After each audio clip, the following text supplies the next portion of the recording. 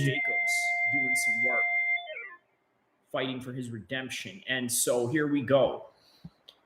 UFC 280 coming up with Charles "Do Bronx" Oliveira versus Islam Makhachev. One of the most beautiful things about this matchup is that I believe it's going to bring back a lot of things into the status quo. And what do I mean by that? Well, recently in combat sports, one of the things that you've noticed and a lot of things that you've seen go on are basically storybook endings, right? And that's not usually how it goes in MMA. In MMA, it is never about the underdog story of the guy that rose to the top because he had all these struggles and this and that, unless, of course, your name is Leon Edwards. Then you are that guy. Now, here's the thing with Khabib. Khabib was such a dominant force in the 155 division that when he was coming up, I was one of the few guys in the world to predict that Khabib was going to be a world champion, even at the time of when Anthony Pettis was world champion. I knew right then and there that Khabib was going to dominate a lot of these guys. A lot of these guys just don't have the skills and the strength and the pedigree and the foundation that Khabib had in a way that he was able to dominate a lot of these guys. So in other words, if anything was to go wrong, the worst thing that he can do was fall back into his wrestling. And you've seen that in his last and final fight against none other than Justin Gaethje, who was ripping him up with leg kick after leg kick. And then all of a sudden he just decided, you know what, I'm going to go and change up my game plan, lower my level, and go shoot for takedowns like what I normally do. And lo and behold, he goes and takes Justin Gaethje down and submits him just like that. So this is what Khabib is really good at. And this is the reason why I knew that he was going to be champion. Same thing with George St. Pierre. One of the reasons why he was able to dominate for so many years was that he was able to alleviate a lot of the danger that was going to come towards him. And how he was going to do that was counter through wrestling and have a good jab and a good range of distance and understanding of range and your opponent striking you and when to strike you and when to shoot for takedowns and things of that nature. This is what made George St. Pierre very successful. So in the same light, I feel as though that this is the type of trajectory that Islam Makhachev is in, the type of mental, methodical step that he's going to take to the top in terms of trying to dethrone Charles Oliveira, who's been on a real hot streak. But here's the thing. This is why I said that this is going to bring back the fight into a lot of the status quo understanding what we know in MMA. And what do I mean by that? What I mean by that is the guy with the best wrestling, the guy with the overall great takedown defense, the guy with the great offensive striking will usually almost always be the top guy of the division. So you got to have the wrestling, which is what Islam has. You got to have the good kickboxing, which, by the way, is something that a lot of people will argue and say that Islam has something a whole lot better of than, let's say, Khabib. He has better striking than Khabib. And because of that, that's what makes him a little bit different than the likes of Khabib or the likes of, let's say, even other Dagestani guys on your team, with the likes of Zubaira or what's his name, Zabit. Obviously Zabit has probably the best stand-up out of all of them, or at least you can argue the most flashiest of them all. But here's the thing is that Islam was knocked out before. So the fact that he was knocked out before, how will this affect his game plan? Will he fight a little bit carefully? Yes. He's going to fight with a lot of scrambles. And these are one of the things that you got to look out for in this fight is the scrambles. Now, why is that? Because if you looked at the Sarukian fight that he did, this was basically Arman Sarukian's UFC debut. Now, imagine your UFC debut is you're fighting Islam. And in that fight, there was a lot of grappling exchanges and really showed the high-level scrambling of Islam. And I think you're going to see a lot of that in this Charles Oliveira fight. Now, here's the thing. Why I say that it's going to go bring back to the status quo is, like, again, like I said, Islam just has the overall better package. And in the past, Charles Oliveira has made mistakes and has took a few losses. And now here's the thing. Obviously, he's in a hot streak. But one can argue and say that a lot of his hot streak was based on the fact that he just improved over time. He was able to capitalize on the past mistakes that he had, and basically took it to the next level into the championship run that he has going on right now. So because of that, Charles became a better fighter. Charles became a symbol of these guys that no matter how many losses you take, as long as you get back up, go to the gym on Monday, get back up on a horse and fight again, fight another day, you're going to be champion one day if you persist hard enough. And that is the reality of Charles "Do Bronx" Oliveira. In the same similar fashion as Michael Bisping, in the way that he had led his career into #1 contender matchups, only to fall and to constantly fail just right before he was going to get to the top. And then finally, when he constantly persisted, all of a sudden he gets a call from a movie set while he's shooting with Vin Diesel, and then gets a title shot against Luke Rockhold, and then becomes world champion. So that's the career trajectory that is similar to Charles "Do Bronx" Oliveira. Whereas you have someone like Islam and Khabib, a lot of these guys just knew how to win. They had the right team around them. They had the right matchups that they were able to put together. And one can argue that this is the reason why a lot of them are very talented, is because they were able to get a lot of these practice rounds. So many people say things like, well, you know what, Khabib, he fought journeymen, he fought taxi cab drivers, he fought guys with losing records, he fought guys with 50-50 records early in his career. Here's the thing about it. Again, I always stress and emphasize is there's two schools of thought about this. One is that, yes, he didn't take on the right competition. But the other aspect of that is, well, this is how you develop fighters. You look at how they develop fighters in boxing. You can argue this is the reason why Jake Paul is as good as he's becoming, is because of the fact that, like, the guy is taking the right matchups every step of the way. So his first fight, it becomes with a YouTuber, right? And then he does that one amateur fight with Deji. Then after Deji, he does one fight with another YouTuber. Now it's a pro fight.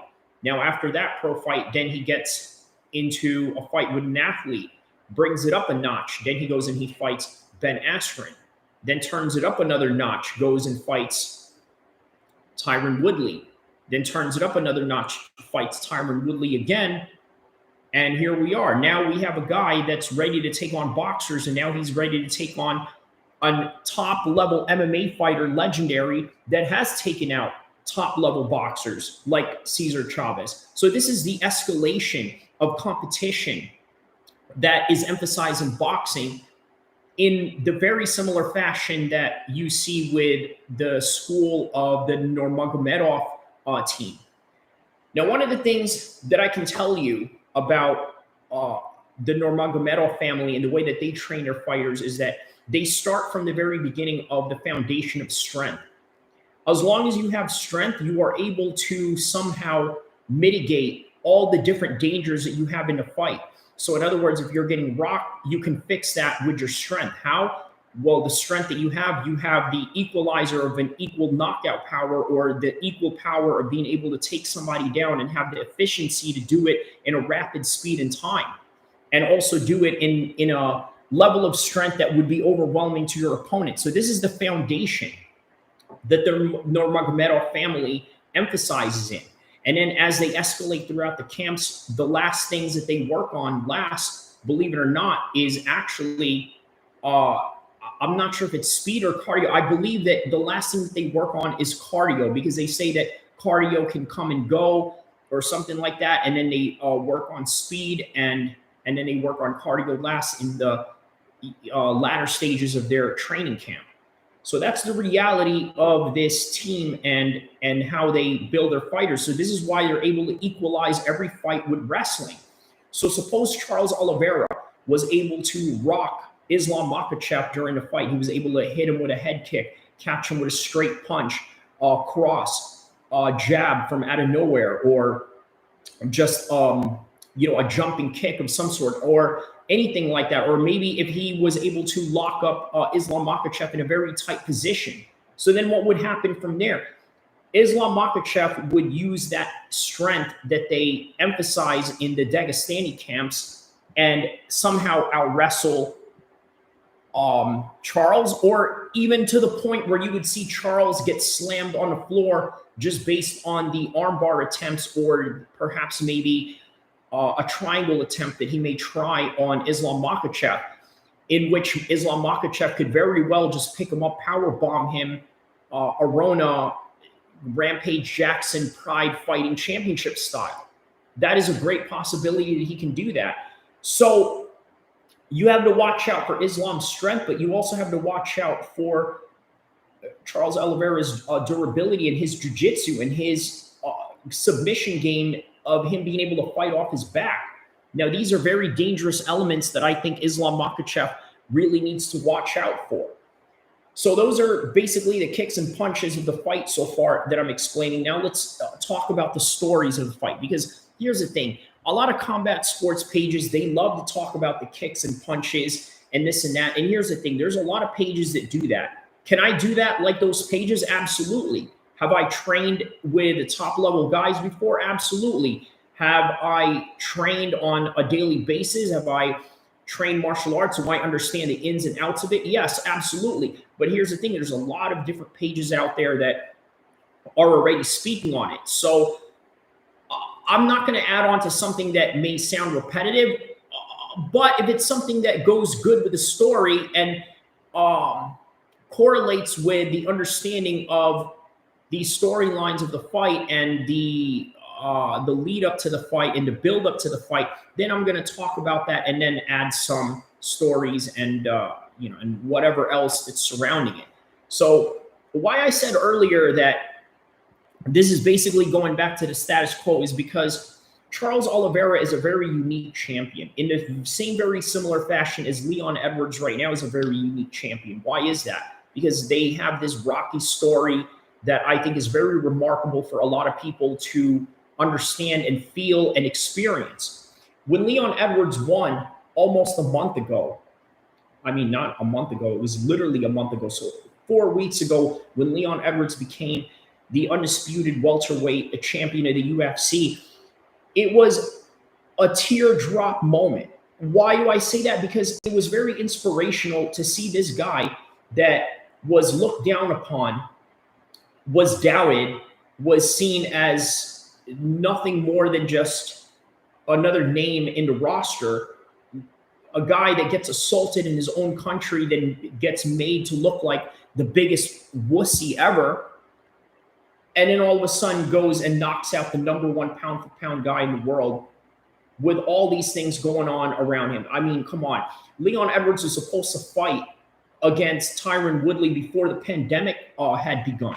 If you guys remember, it was UFC London in 2020 where they were going to have Tyron Woodley fight Leon Edwards. And this was going to be Leon Edwards' coming out party, because you've seen what happened when I mentioned earlier about Jake Paul fighting Tyron Woodley. What did that do for his career in terms of the notoriety and the fact that he was able to beat a former world champion?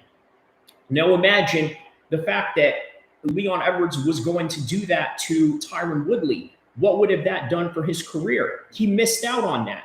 Now all of a sudden they want to make him #1 contender during the pandemic. This is when they were trying to fly Leon Edwards out to Abu Dhabi to fight either Jorge Masvidal, which he was going to get the get back on, or he was going to fight what's his name, Usman at the time for the rematch early on, but he didn't want to do it because it was too early. He didn't have the right training camp. So he did the right thing. He made the right calls of what he felt was good for his career. And then he got set back a little bit. He goes in there, fights Bilal Muhammad, gets an eye poke, and then sets him back even further and cries about it. And I mean, it just piles on for Leon Edwards. So all of a sudden now he becomes a world champion. Great. Now you got a rocky story behind you, which is a very teardrop moment for a lot of guys that can relate to the struggles that they've gone through in life. Well, guess what? Charles Oliveira is no different than that. I mean, the guy grew up in the favelas of Brazil. And let me tell you guys a little about the favelas of Brazil. You want to talk about underdogs? You got to understand where jiu-jitsu started, right? So a lot of these guys from the favelas, believe it or not, they're victims to a lot of these rich Brazilian guys that came from a European heritage and own a little bit of property, and guys that were basically related to the colonialists of Portugal, right? The ancestors of these guys. So all these guys, they're the ones that brought jiu-jitsu into Brazil. They're the ones that went to the schools of the Japanese immigrants that came there after World War II, where they started to train the local Brazilians jiu-jitsu, in which the Brazilians modified it into Brazilian jiu-jitsu to somehow mitigate situations in a street fight. So basically, they learned the things from the Japanese and then applied it to their own craft of street fighting, of which goes down in Brazil, and how to basically defend yourself in those situations and to make it unique within the environmental structure and the urbanization of Brazil in terms of its crime and this and that. So yeah, that's basically the history of jiu-jitsu. And a lot of the history of jiu-jitsu goes back to rich kids going to the beach, picking a fight with the favela kids, which you can say is the likes of Charles Oliveira or Anderson Silva, or basically anybody who's of a color, ethnic, native Brazilian, right? Because that's really what goes on in Brazil. That's something that a lot of people don't understand about Brazil. They just think of Brazil as just this monolithic society where everybody is the same and everybody is in the same order or in the same culture, or this and that. And the thing is, that's not really what it is it? You know, it's just like America. It's just like the UK. It's just like any Western world where there's a dominant group, and then there's a group of people that are basically natives to that land that were conquered, and you know the rest. So you know how that goes. So yeah, Brazilian Jiu-Jitsu, a lot of these guys were basically rich kids that were picking fights with poor kids in the beach. So a lot of them didn't have the lessons to learn Jiu-Jitsu and this and that. A lot of them grew up boxing or doing Muay Thai, because here's the thing, Muay Thai and boxing are a little bit less expensive than, let's say, Jiu-Jitsu. Now you go out and you buy a Jiu-Jitsu gear, it's worth about like $100 to wear an entire gi just to go to class with it. And then you got to add another $150 to $200 of monthly fees just to attend a jiu-jitsu school. So jiu-jitsu is a very preppy sport in that aspect, right? Similar to hockey, where you got to buy all this equipment. So you have to think that if you're a pro fighter in Brazil, jiu-jitsu is not going to be your first art. But then eventually you go and you fight through the ranks, you earn some money, then you start being able to pay some gym memberships, and then all of a sudden, you know, you become a black belt like Charles Oliveira. I mean, this is probably how he came up, or maybe just jiu-jitsu is just heavily available in Brazil, whereas in America, it just seems to be, I guess, something that's more available to people that can afford it, people that are in the middle class or upper middle class. Same thing in England. You notice that a lot of the Brazilian jiu-jitsu artists out there, a lot of them, you know, come from very posh backgrounds. They don't come from working class backgrounds or anything like that. So that's just the reality of the sport of jiu-jitsu, and the reality of Charles Oliveira and his life trajectory and what led his career into the path that he's at right now. So with that in mind, one of the things that we got to take into consideration about this, right? If Islam wins, what exactly does that mean? Will he be as popular as Khabib? I can honestly say and tell you no. And the reason why is because what Khabib had going on was a very unique situation. And this is why I say it's just going to go back to just the regular status quo champion, generic champion, to which, okay, you're the champion of the world. Every 6 months, you're going to defend your title, and then that's it. It's not really going to be any big events or anything like that. It's going to be basically like how Lomachenko came up. I mean, Lomachenko is a big name in boxing. He's very respected in the hardcore community. All the guys that know anything about boxing or understand boxing respect his skills, his technique, and what he can do, and also his amateur pedigree. However, he wasn't the biggest star there was in boxing in terms of like, well, if he had a fight going on a Saturday, it wasn't like a group of guys were getting together and saying, oh man, listen, we got to go to the Lomachenko fight. Usually, if you hear guys talk like this, you're usually just hardcore boxing fans. In comparison to someone like John Jones, Conor McGregor, who else is the top guys of the sport? Maybe even Rampage Jackson back in the days. Roger Huerta. Now I'm going through these old school niche names that you guys you probably don't know if you guys are are under 30 or something like that. But anyways, yeah, all these names, right? These are the names that you get excited about. Like, oh, he's in the card. We're about to go watch. You don't get that feeling with certain guys, and even if they're champions. And I just think that Islam is going to be that. I think he's just a guy that's going to be respected in a hardcore community if he becomes a champion. However, to have these big marquee matchups the way that McGregor had with Khabib, that was a very unique time and place to which can't be replicated. So why do I say that? Because Khabib at the time, and I tell you, when I thought that Khabib was going to be world champion, I didn't think that he was going to be the most famous world champion until he had a great antagonist in Conor McGregor to bring that out of him, to bring the crowds out of him. If you look at UFC 229, the headline on it said, "The whole world is watching." Well, why is that? Because you have one of the most famous men in the world coming off of fighting Floyd Mayweather, now going back into his sport where he was originally the champion in, to fight this guy that basically took the vacant belt from him in the same similar fashion that Joshua took the belt from Tyson Fury after he vacated it after going crazy. So now they're settling it. But there's all these things that's going around. Conor threw the dolly at the bus.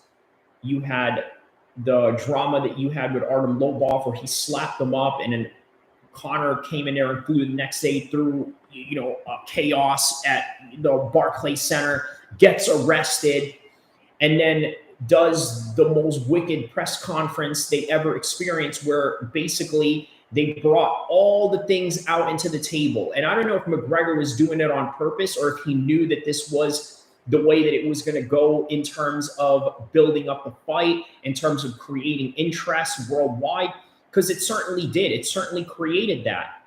And it was one of those things that came into these different coincidences coinciding all in one to create this big event that was basically the biggest pay-per-view selling mixed martial arts event of all time. And you can never replicate that. But what you can replicate and what you can always maintain in the status quo is the skills, what it takes to be the champion, what it takes to win, and what it takes to be number one in this sport. And that takes good wrestling, that takes high-level striking, that takes good takedown defense, that takes good jiu-jitsu offense, that takes good jiu-jitsu defense. You got to have all your games intact. You got to have every skill in every department and every decompartmentalized martial arts there is to have it good enough to where you can execute your game plan and do what you do best within one of those styles, or mix up all those styles. And Islam just has what it takes to do that. Charles Oliveira, on the other hand, I think that he's going to be a very tough fight for Islam Makhachev. However, I don't see Islam Makhachev losing this to any degree. Islam Makhachev is one of the guys that gives Khabib serious problems in the gym. And rightfully so. There is a part of him that probably feels like, you know what? I'm probably the best guy already when it comes to this MMA game. Why? Because he probably knew in his mind of what he did with Khabib while he was in there with him. If you notice in the Dustin Poirier-Khabib fight, in the post-fight press conference, Khabib basically gave the belt to Islam. And I'm wondering why that is. Is it because he felt like, you know what, you whoop me all throughout this training camp, you're the real champion. Who knows? But again, that's only in training. That's only in practice. You don't know what's going to happen until you go out there in the real world and in the real ring, in the real cage, and when it's time to go and when it's showtime and it's game day. That's where it matters the most. So is Islam going to defeat Charles, or is Charles going to defeat Islam, or is Islam going to become the champion that Khabib never was and maybe defend it more times than Khabib ever did? Or maybe he's just going to win the title and then that's going to be it. Or maybe it's going to be somewhere in between, maybe 1 or 2 wins. Will Islam move up a weight in ways that Khabib never did? See, these are the questions that you don't know in terms of how Islam is going to be as a champion. But also, you don't know if Islam is going to be champion by the end of it. That is why they call it the theater of the unknown. Enjoy the fights.